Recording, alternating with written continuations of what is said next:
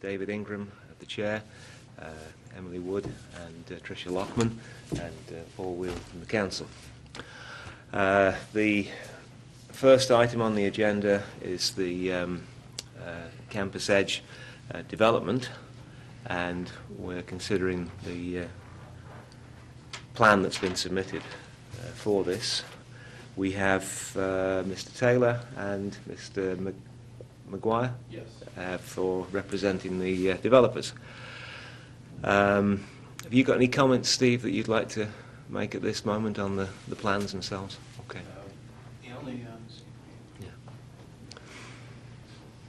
The only thing that I'd ask is Scott Thompson from the government channel wanted to make sure that anyone who is speaking to the commission stand at the podium. That way they're mic'd, they have the camera angles. It gets a little tough when we're just around the table. Okay. So, and I know this is going to take some getting used to, and I'm sure there are going to be some times when we have to huddle up around the table. There will be sometimes, yes. Yeah, in general, it makes it a lot better, the presentation. People can hear, see. Yeah. So just that one comment, that's all. Okay. This is a revised plan of what you were presenting last time. Would you like to tell us a little bit more about the revisions? Yes, it is. The developer hired Tom Taylor after the first plan had been submitted and was considered at the last meeting to make the changes and corrections that were indicated in your letter to the developer. The plan was resubmitted, and I understand was received in the mayor's office Friday of this past week. An effort was made to address all of the concerns that were set out in the letter. I would note one minor matter, and that is that the site plan that Mr. Taylor used is a version of a site plan that is still a work in progress. And there may be some very minor changes in building location. And in the event that that occurs, then the tree plan would be modified to include the most recent version of the site plan. I expect that that would be submitted sometime in the not too distant future to the Planning Commission, and then if there is a resubmittal of the tree plan required, unless you all have some concerns about it, I would not anticipate any major changes, but I did want to note that there have been a couple of minor changes in the site plan, but we had to get something to you, so we used the current site plan in existence, and there may be some future modifications. I'd now like to introduce Tom Taylor. Please feel free to ask him any questions that you have. He's the person that prepared the current plan. Thank you. Okay. Yes, I'd like to hear what he's got to say. Good morning. Can you introduce yourself and just say Yes, my name's Tom Taylor. I was in charge of preparing the new site plan here for the Campus Edge project, and hope certainly that we've added some improvements to the prior plan. We've tried to follow the selections set forth by the Athens Street Tree Commission. We've maybe gone through some of our favorites to try and add a little bit more stability in overall performance. Are there any questions at this point in time? The first question I've got is concerning the driveway. Yes. The trees are supposed to be 30 feet apart. They seem to be more than 30 feet apart. Now, that may be an illusion, but I was basing it on the separation of the parking spaces because I couldn't find a scale. And so do you know what the spacing typically is? We are familiar that the spacing is 30 feet. Okay. We've tried to go ahead and alternate those varieties to allow for a more random appearance. They would be planted on 30-foot centers. Okay. The other question I've got concerned the total number of trees. I think in the past we have required there to be either one tree per parking space or one tree per bed, haven't we, on these large developments? And I'm looking at Steve at the moment to help me remember this, but I think that was the general rule of thumb. It's There's a section in the landscape ordinance that addresses additional trees required for each unit. It's busted up into different segments, 1 to 3 units. I think then there's 3 to 8, 8 to 12. When you hit 12 or more units, there's no specific requirement. So up to that point, it's basically a tree per unit. Then when you get to these larger projects, it just leaves it kind of open-ended. I think in this case, the total number of units proposed at this time is 361. No. No, Eight? number of beds, it's 891. Okay, so a unit is not a bed. Right. Okay. So the number of units is 300. 361, I believe, is what the unit count is right now, or the individual dwelling units, Okay. individual apartments that would be identified with X number of bedrooms plus kitchen and restroom facilities. But again, from 12 and on, there's no specific requirement. Because in terms of total number of trees, I make it, we've got 359 large deciduous, 189 evergreen, and then 96 ornamental. And so we would really consider the just the first two categories to be meeting the shade tree requirement of, in some respects. But this site has also got, I think, another constraint of having quite steep grades in various places. And one of the things there is that we require there to be no grass, that we want shrubs or other plantings to be put under there. What plans are in place for the areas that of steep slope? Those slope areas, certainly the requirements indicate shrub or ground cover. There's several different ways to handle that. Certainly crown vetch, some, well, that's not our preference, certainly. Good. But, there's certainly another maybe possibility, I don't know if it would meet approval, but some of the turfs that are available today, the dwarf varieties, are very, very good for soil stabilization and for, shall I say, a little bit more natural prairie look. That certainly may be brought forth.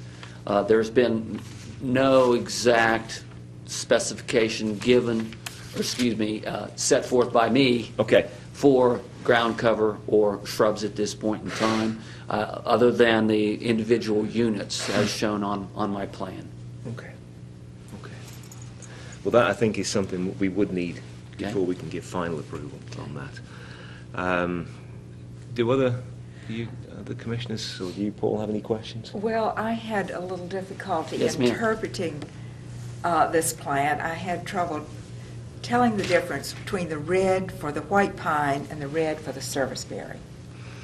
Well, to answer your question, the white pines are grouped on those slopes and are very, shall I say, combined in a mass Okay. planting. So, and that I understand. over here? Yes, sir. The, Yes. the smaller scale size indicates the evergreen. Okay. Okay, and I understand those colors are fairly close, but with the size of the site plan that I was dealing with, to go ahead and to symbolize with a different trees insignia, so to speak, was a little difficult. So I chose to go colors. Okay. Yes, the colors are helpful. Yes, they are. Yeah. Do we have any concerns with the species at all? They seem to be a good selection Yes, yes. from our preferred list of trees. I would have one question. The red maple, red sunset Yes, ma'am. certainly is a very satisfactory one. It's one of the older ones, and my preference would be for autumn blaze, which I think is much more spectacular in the fall. Those personal preferences, I think we all have over others at times. I think that the red sunset maple, the Schmidt introduction, has proved for decades now to Well, be that's certainly true. to be a good performer. So Yes. from my standpoint, I'm not so concerned about exactly whether it be autumn flame, autumn blaze, October glory. I go with those cultivars that I'm comfortable with. All right. So red sunset, I don't think you can really beat for all-around performance. It's certainly more tried and true for a number of years. I believe it to be a good selection here. And as I said, it's perfectly satisfactory. I was just raising the question. At this stage, are there any other? I had one. Yes.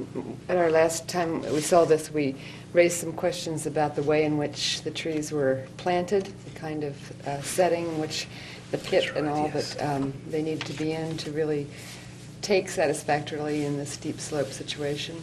Have you addressed that? Well, I further? think with close proximity to these parking areas, the idea of the structured soil use is very, very important here, as well as those areas away from the parking areas, away from the compaction on some of those slopes and whatnot.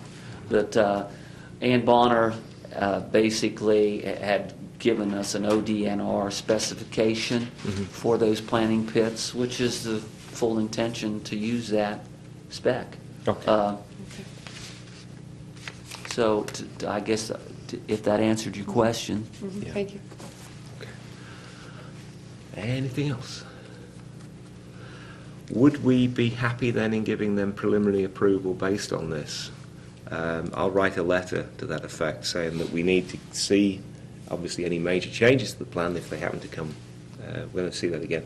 We would like to see a plan for the slopes in terms of what you plan to plant there, because we really don't like crown veg. No, no, but, of course if you can nominate a few things that you can put on there, and then I'll mention in the letter that you are going to follow Ann Bonner's recommendation in terms of the soil planting and so on. Yes, sir. Is that sufficient for you to proceed at the moment? Yes, it is. Okay. We would ask for that, in the event that you have questions. And I'm Sorry, yeah. sorry. That would be satisfactory, and if any member of the tree commission has questions, feel free to pass them along. I'll leave you contact information for myself and for Mr. Taylor. The developer's effort here is to meet or exceed your requirements and to have a high-quality development, not only from a construction and engineering standpoint, but from a visual standpoint and its longevity. So any questions that any member of the commission may have, please do feel free to pass them along. Preliminary approval would be satisfactory. I understand your next meeting is March the 14th at a time to be determined. Yeah. So we can come back and provide formal answers to those questions if any member of the commission has them. I just thought of one other thing. We'd also mentioned some things about how the plants and the trees would be watered on a regular basis, so that, especially again on the higher slopes where there's not water being retained, that would be dealt with. Yes, it would, and prior to Mr. Taylor being engaged, we took a tour, which included driving up to the project on the other side of Richland Avenue. And a note was made of the level of survivability, is about the best way that I can put it, of the trees on that particular parcel. The contract with Mr. Taylor does have a provision for further negotiation and agreement on installation and maintenance. And it's the developer's intention to properly maintain trees, not only so as not to have to replace them from time to time, but to meet or exceed your requirements. Yeah, because you realise that once you've committed to this number of trees, that's what you're maintaining. It's an in the investment. future. The developer has every intention of maintaining its investment, including its landscape. So we basically leave it up to you to decide how to do it, but We But don't we- have we- a firm fixed contract with Mr. Taylor, but there is a provision in the agreement which provides for negotiation to accomplish both of those objectives. Thank you. yeah, Thank you. okay. Please, come on. I don't know if we had a chance to take a look at these. I just wanted to show you a quick idea there. They're on the back of the things if you want to pull out. Those are artist conception of the facades of each one of the types of the building have been shown on my part I selected ornamentals in front of those buildings. Now, being somewhat new to the project and new to your regulations and specifications, I chose the ornamental size of the trees to add as an accent and kind of an architectural statement to those buildings, rather than to use shades in that immediate area due to the smallness of the tree lawn area between the building and the parking lot, as well as the long-term effect and maintenance of the landscape in relation to the buildings. In other words, I don't want to see 10, 15, 20 years from now nice shades that are going to be required heavy pruning because they're in the wrong place. So I don't know if that meets your spec or not, but as you can see, we've scaled down those selections because we feel that's the best use for the long term. Yeah, I think it's reasonable. The only other recommendation might be to use fastigiate varieties of others, but I think it's a reasonable approach in front of the buildings to do that. Now, there's still shade trees in the spaces between the cars that will shade the Yeah. parking lot itself. Those are all Yeah, shades. yeah. Just in front of the buildings, in Yeah. the front and rear accesses, that I felt that the overall Yeah. path and the form of the tree was a better Yeah. plant selection for the long term. I remember there was one other question that came up as well on the dumpsters and so on, but you are required to put green screenings around those, and I think it was difficult on the original plan, and I'm sure we won't be able to see it in detail on here. But If need be, certainly for our next meeting, we'll be glad to submit a dumpster detail indicating probably a pyramidal form evergreen, whether it be emerald green arborvitae or Hooks number 9 juniper, something that's going to accent and give us some evergreen around those wooden structures. yeah, okay, good. Well, I'll write a letter up with what we've discussed. And, Thank you. Indicate we've given you preliminary approval. Thank you. Do we want to go straight to the restaurant development on East State Street? I think that's the only other matter where we absolutely need to have 3 of us present, and you said you need to.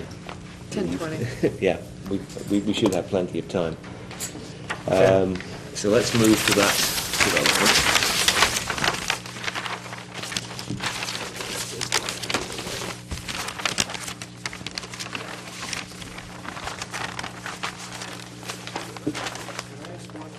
Is there a preferred time for the receipt of any drawings that we submit for the next meeting? We tried to get them here Yeah. the Thursday before the Tuesday meeting.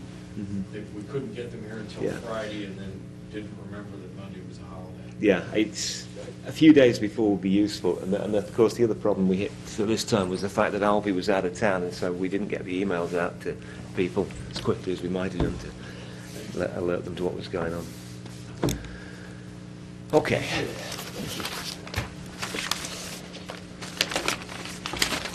So this is a development at, do I have the address even? On East State Street. I know it's on East State Street. I don't know the address. It is a restaurant that's being developed alongside the University Mall and the proposed, or close to the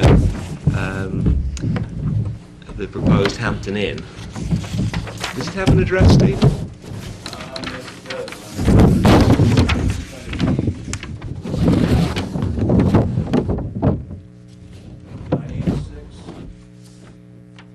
Just under 1,000. The mall's 1,008, Okay. so it's 900. Okay.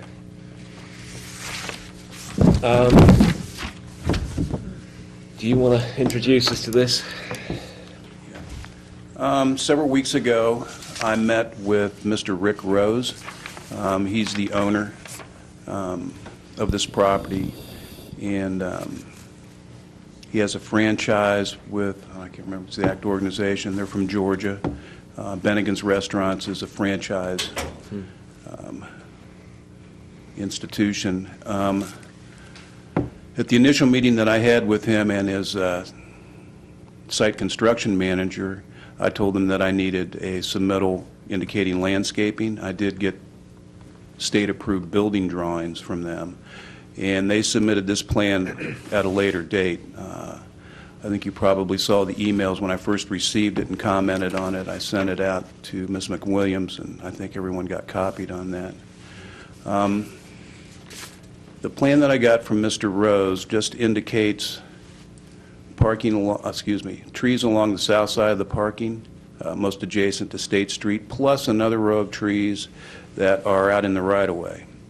Then there are trees indicated on the easement that goes up through the middle of the property, which goes back to access the site where the Hampton Inn Hotel is proposed to be constructed.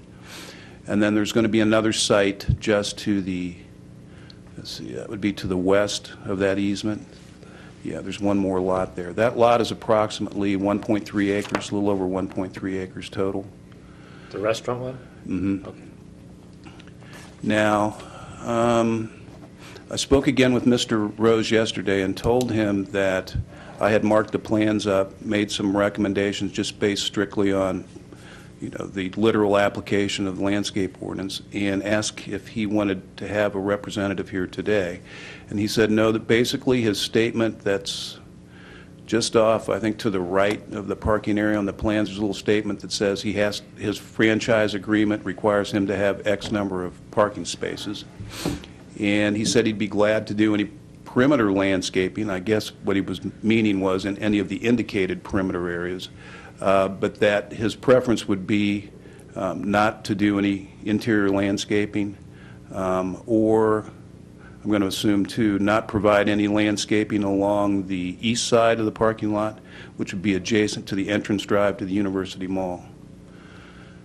And I marked up the plans just based on strict application of the code, as I mentioned. Our parking requirements, the city parking requirements for a building of this size and this type of use is 25. Now, obviously, 25 parking spots is not going to be sufficient, but that's the minimum that the code requires. I believe there are 90, there's an indication on there how many total parking spots, 90-something, I think. And I think it might have even been, I mentioned it in the email. By meeting the strict requirements, there would be a reduction in parking down in the 80s. I think I mentioned I think it was 86. Hopefully that information is all in the email. Yeah. Well, the 94 I found.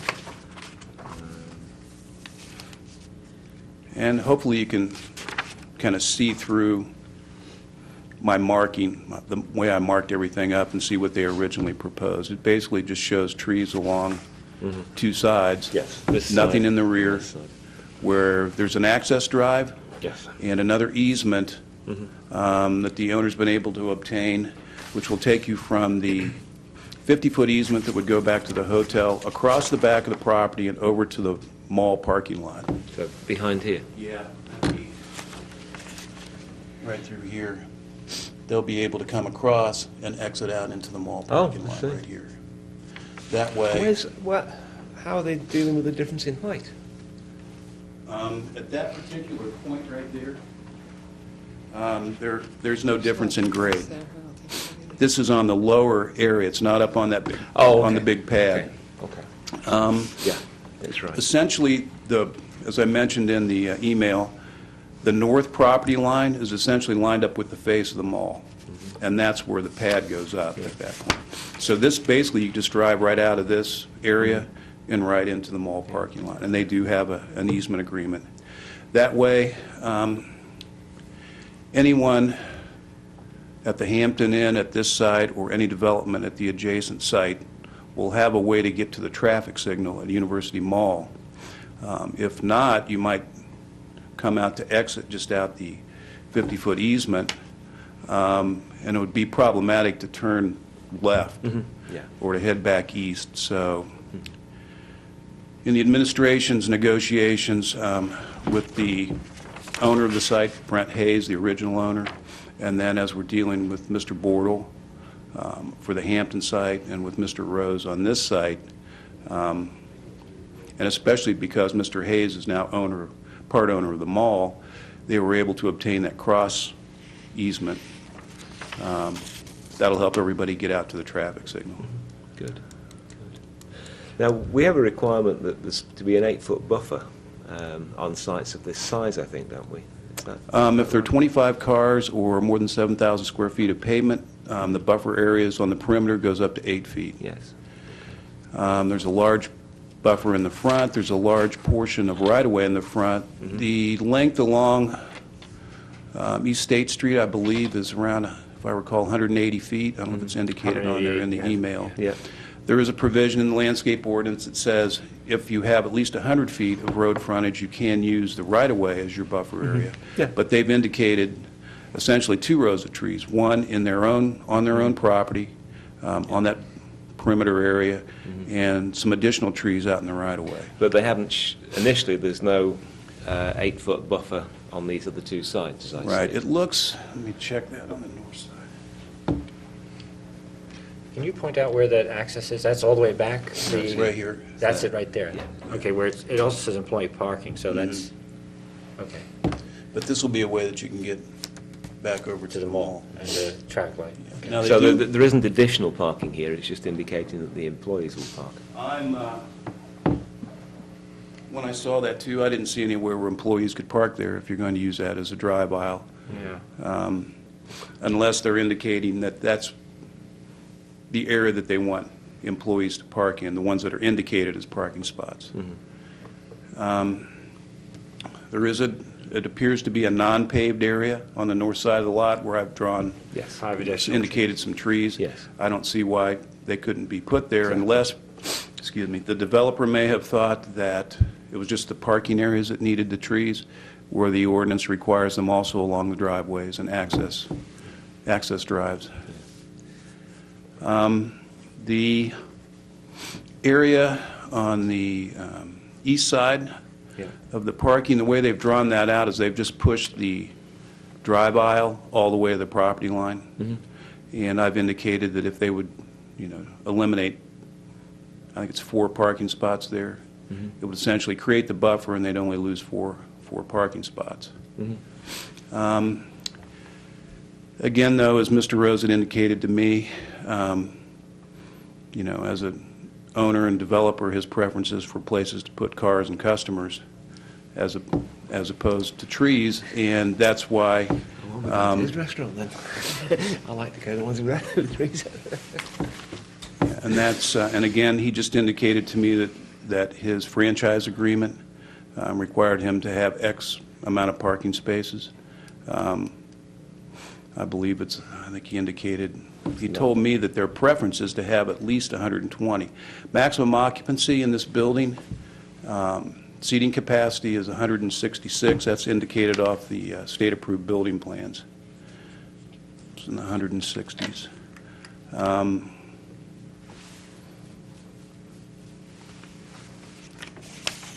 That's really Okay. about all that I have. It might be, I mean, in as much as it's right beside the parking lot of the mall area, I mean, there's all that parking that's available, so I really don't feel like we should lower our requirement when, there's quite a lot of Yeah. nearby parking. And I don't know if he has an agreement, he may have an agreement, I don't know, for overflow parking into the mall parking lot right there.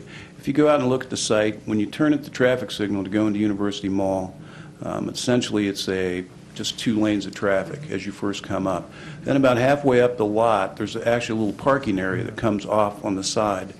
That's where the people that are involved in the construction right now are parking. I don't know if they have permission from Mr. Hayes and Mr. Parfit to park at the mall or not, but I think that, that's probably an option that they can contract for overflow parking at the mall. But again, I don't know any details on that right now. Do you recall where the high voltage cables come through? They're close to where the traffic light line is, I think, but I can't remember exactly where they were.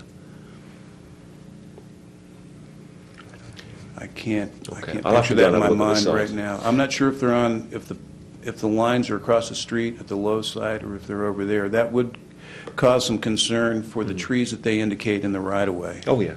Yeah, that's, Because that's where the power lines, if they do exist, would be Yeah. right there. Yeah. I don't think we can give approval at the moment to this. I think clearly it needs, we have to do something on this east side, on the north side. And I'd like to visit the site and see where the power lines are as well. And also, I do agree that we should have interior parking there. Right. I did some calculations on what I thought was the 5% requirement for interior.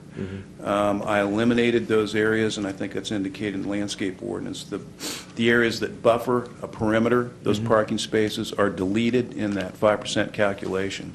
And what I did was I just included, like if you had two 12-foot passing lanes, I just put one 12-foot lane with the perimeter parking and the other 12-foot lane with the interior pavement, and that's how I came up with my total to base the 5% calculation on.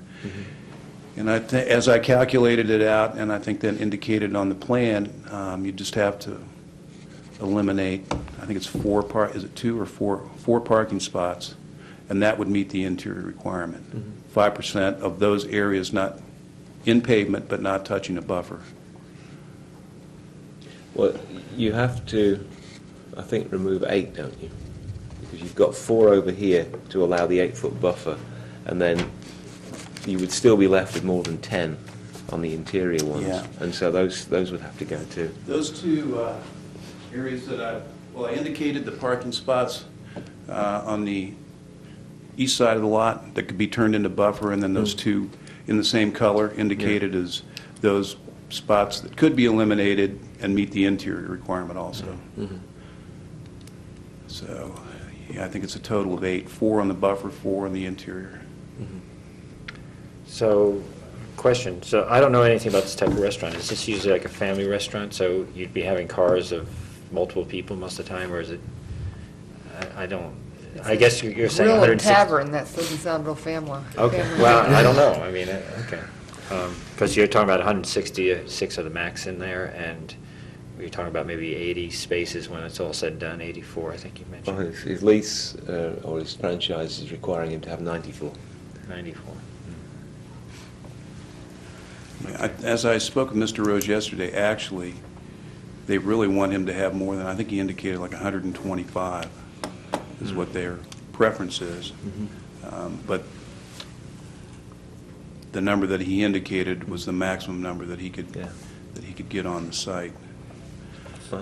So the trees that are on the north side, it says there's a slope there, something about grass, this slope, so that's actually where the slope starts going up the hill, is that it? I can't picture in my mind exactly where the property line is, but evidently there is a slight slope right there. Yeah. Okay.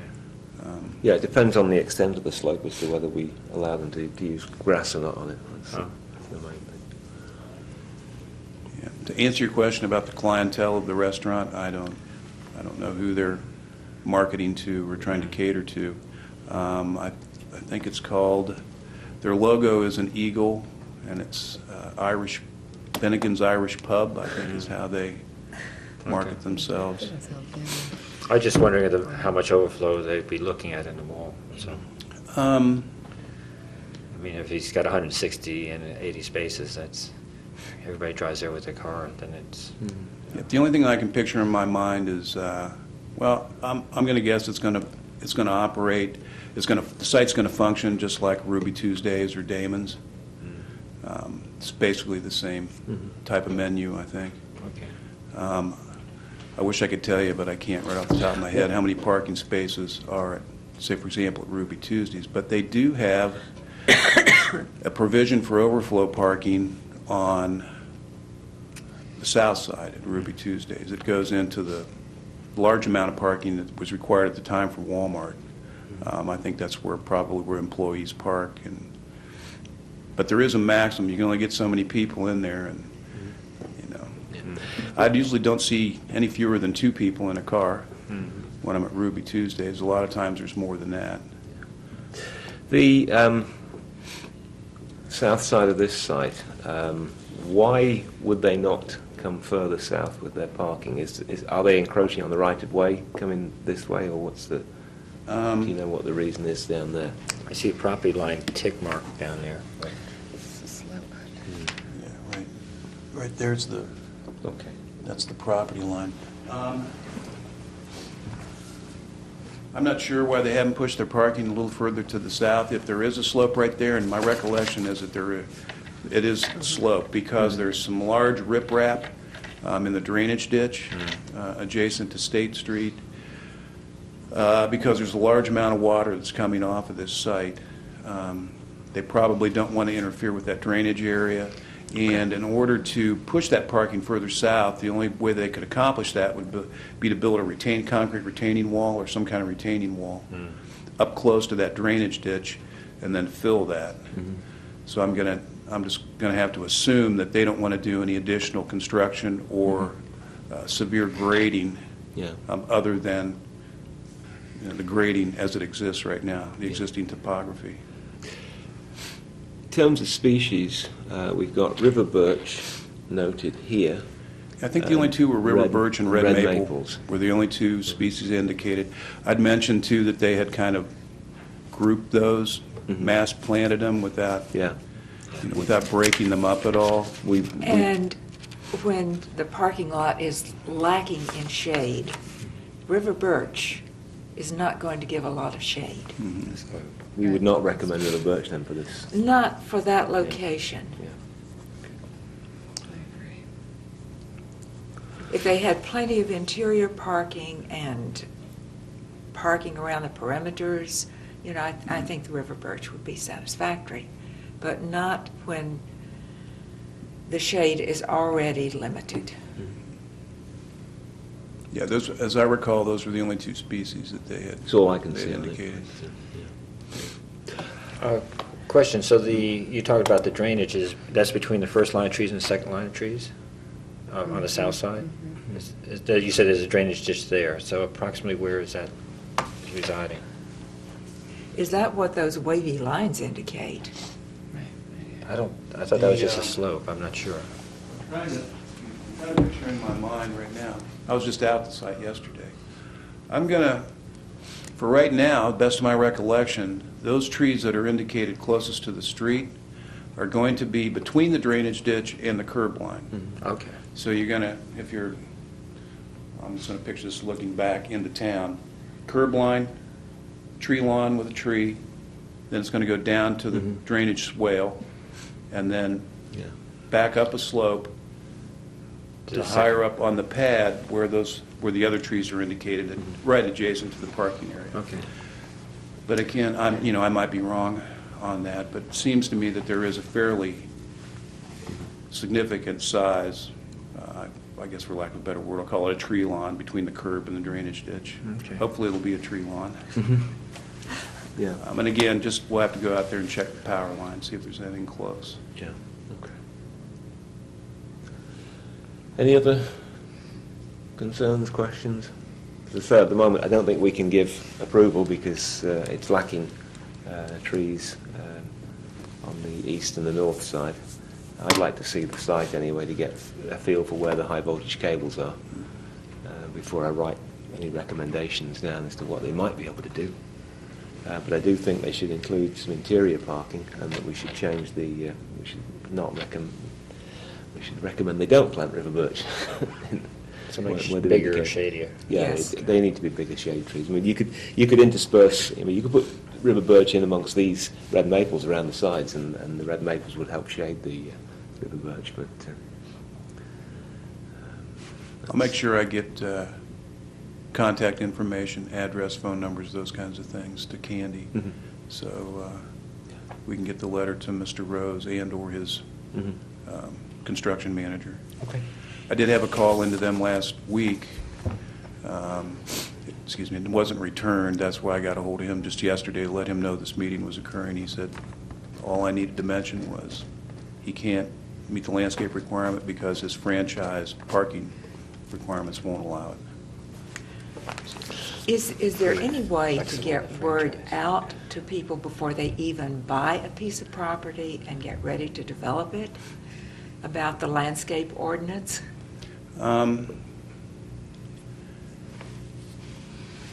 The city website has a connection to the tree commission and the landscape ordinance. Anyone who contacts my office, I do give them that information.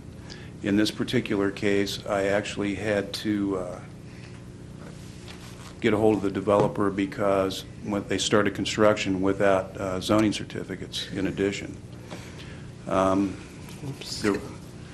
cannot, however, stop construction or issue a stop work order based on not obtaining local permits.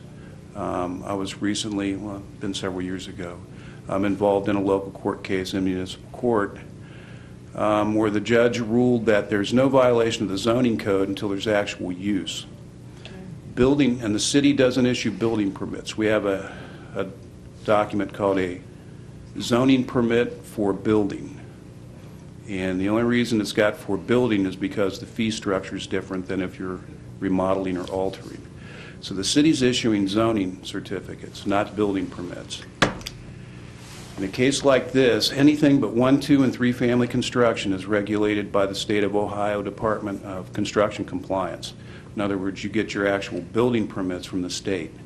They have state-approved building plans, and state inspectors have been at the site reviewing it. But I have no way, short of going to court and asking for an injunction, to stop the work. And as a matter of fact, in the court case, the judge basically told me I couldn't even do that until they cooked the first food, served the first customer. So, boy, you could be popular, couldn't you? there are additional considerations. I'm reviewing it now for the signage.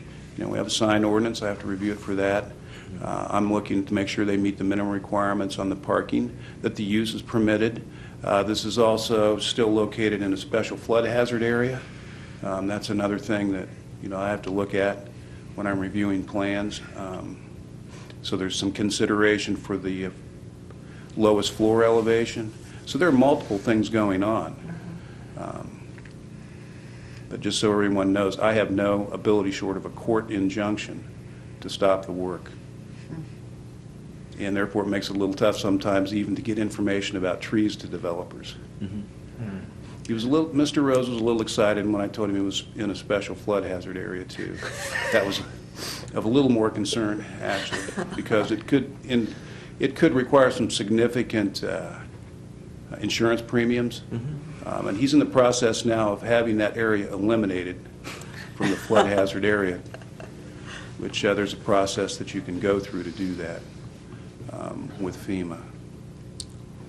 So that was probably more of an answer than you wanted about how do we get information about trees.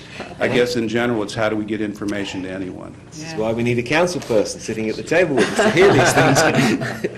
Well, again, it's limited by the state in many cases. I mean, I've seen this on zoning board too, with places where they get the commercial permits and they never even think Southeast Ohio has anything else but that. Yeah, and actually, just because, I did attempt through the court system to prosecute someone because they hadn't obtained their permits prior to commencement of construction. But there isn't anything I can do. I've taken it as far as I can. How far are they into the flood area? I thought that was 500 zone. Is that the 500 or 100 they're in? Or both? The area in the front right there is in the 100-year flood fringe. The area is, the site itself is above the base flood elevation, but it's still in the mapped area. Okay. So it doesn't matter. What you have to do then is verify that you meet the floodproofing requirements.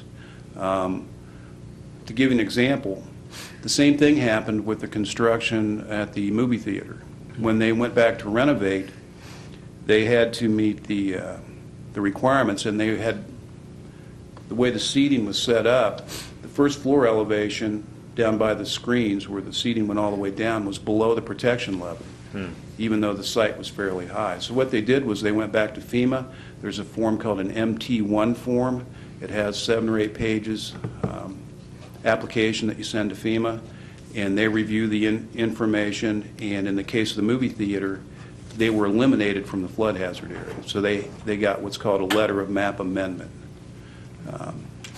which means, a letter of map revision based on fill. It's called a WOMAR F. And so they're no longer in that mapped hazard area. And that's the same thing that this developer's going to do. So it's just a minor modification to the map.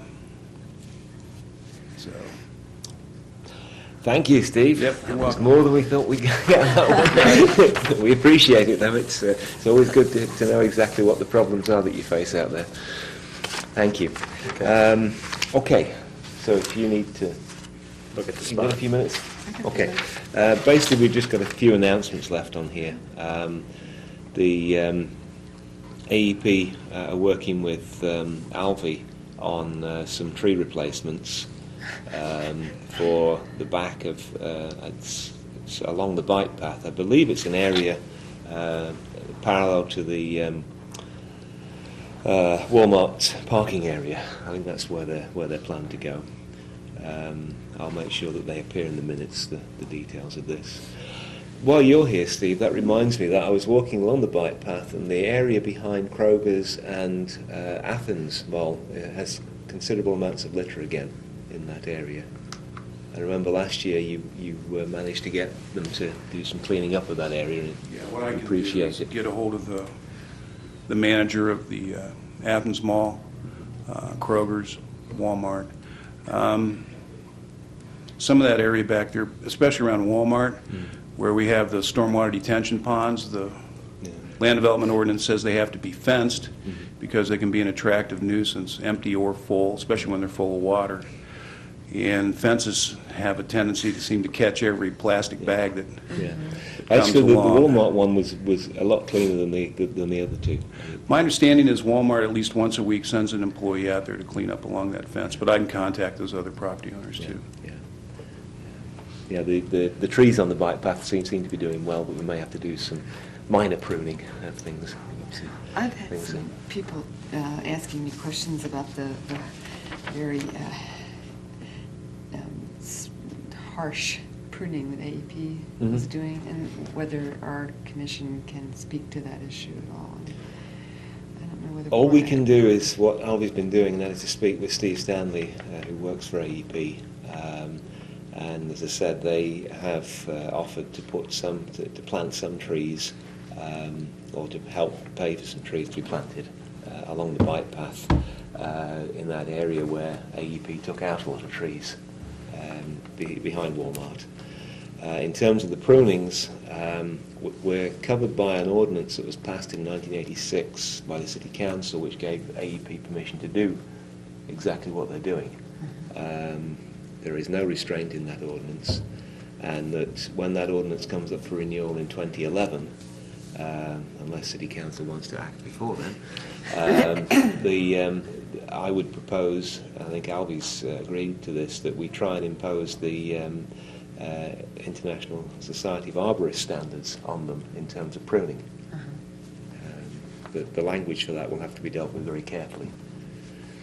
There is no reason why that can't be done, because the Asplund, the company that does the pruning, and AEP have won awards in eastern states for their pruning around power lines. So they can do it properly as a company. And it's a bit sad that they can't do it in this area.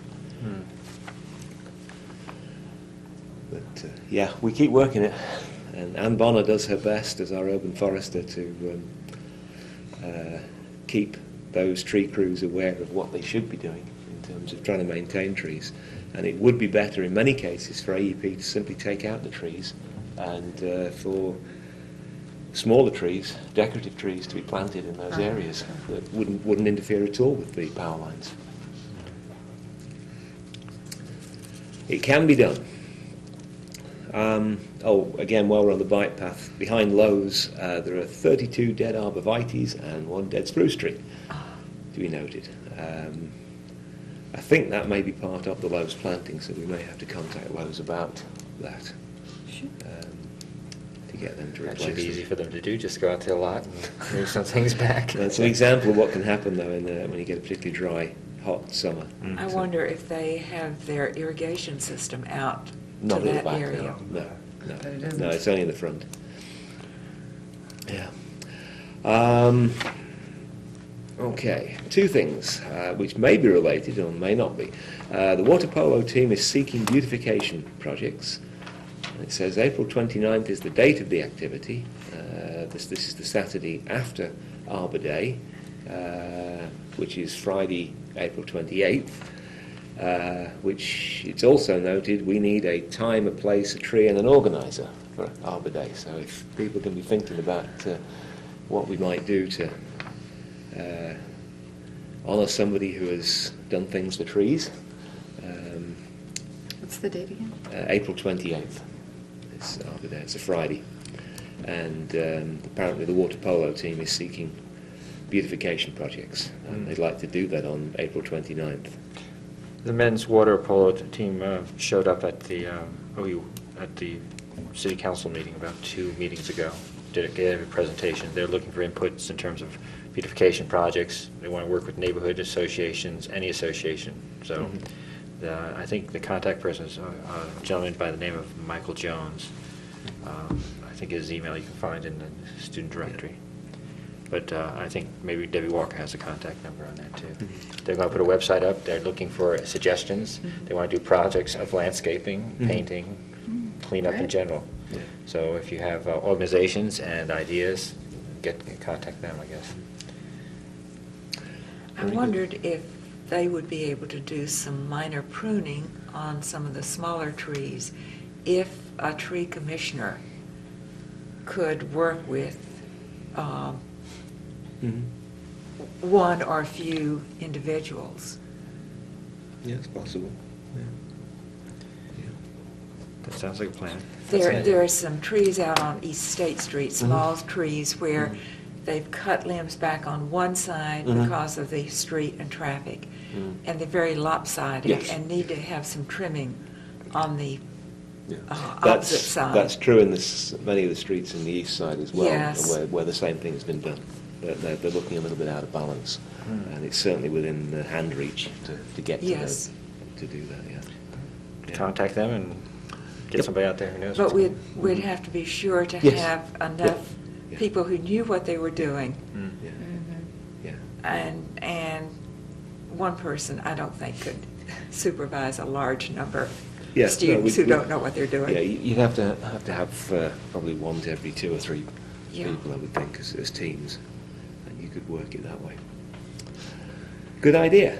Okay, is there anything else? Good. Yes? Last week at the city staff meeting, Ron Lucas, the interim director of the street department, made mention that he's very close to obtaining his arborist certification. And Ron will be phasing in as your city administrative representative to this commission in my place because of that. I actually just kind of said it kind of offhandedly, and now Ron has the assignment. So You volunteered him. we'll start phasing him in. I'll always still be available if you do need me for any other kinds of issues like that, and especially on the enforcement side, Ron won't be. Yeah, well, you'll presumably handling still be anything in like that. presenting. Right.